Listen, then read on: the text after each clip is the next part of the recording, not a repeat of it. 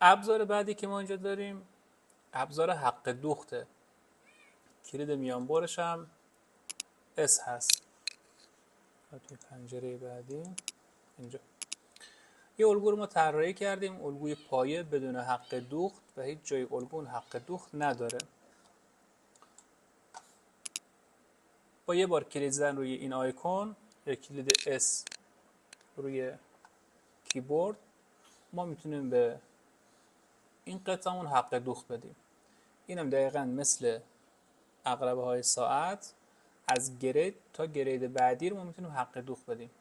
من میگم مثلا درز پهلوم 1 سانت و نیم حق دوخت داشته باشه، حلقه آستینم، سرشانم و تا قسمت پشتم 1 سانت حق دوخت داشته باشه، قسمت وسط پشتم 2 سانت حق دوخت داشته باشه، پایین کارم 3 سانت حق دوخت داشته باشه و به این شکل بهم حق دوخت میده.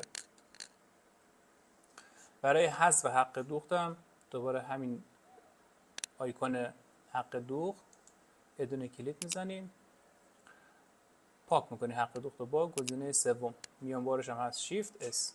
با اس ما شروع میکنیم حق دوخت، حذفش هم شیفت اس.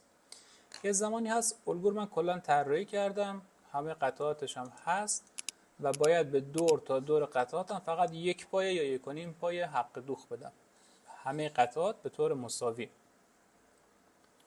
کل قطعاتم انتخاب میکنم، میام گزینه حق دوخت، گزینه اولی نه، گزینه دومی.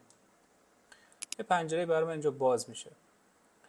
گزینه سوم از بالا که روشن هست گفته همه قطعات، گزینه پایین گفته یک قطعه انتخاب شده که این قطعه پشت چون من روش کلید زده بود انتخاب شده، گفته یا این یا همش. خب اونجا چون همه رو انتخاب کردیم تیکم روی همه است، میگیم پس همه قطعات.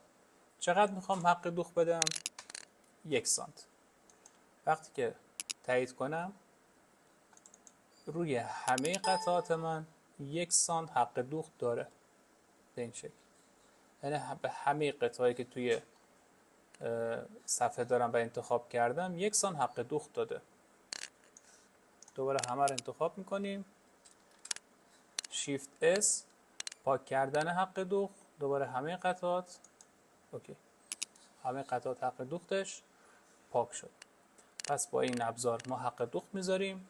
اگر خواستیم یه قطعه تکی تکی بذاریم از گرید تا گرید طبق عقربه‌های ساعت، اگه خواستیم کل قطعات حق دوخت بذاریم که شد گزینه دوم برای همه قطعات.